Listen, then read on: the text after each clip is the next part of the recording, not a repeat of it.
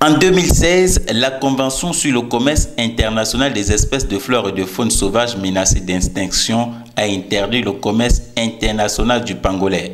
Malgré cela, et les mesures appliquées par différents pays dans le cadre de la lutte contre le braconnage et le commerce du pangolin, le trafic de cette espèce gravement menacée de disparition se poursuit de manière illicite. En Afrique centrale, le marché du pangolin s'est beaucoup développé selon plusieurs sources, alors qu'il était auparavant alimenté par des animaux capturés en Indonésie, en Malaisie et au Vietnam.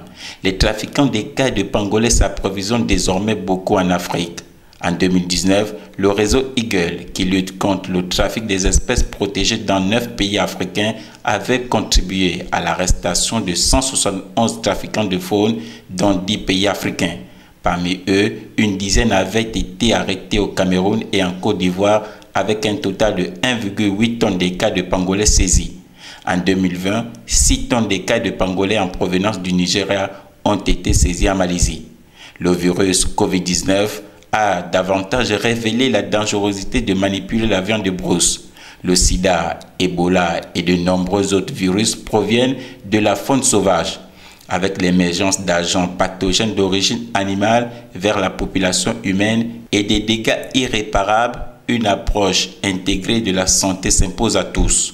Or, les chercheurs estiment que la chauve-souris et le pangolin émergent de coronavirus très proche du SARS-CoV-2 qui a causé la crise sanitaire actuelle. Les autorités gabonaises ont ainsi ajouté à cette liste des espèces protégées la chauve-souris et le pangolin.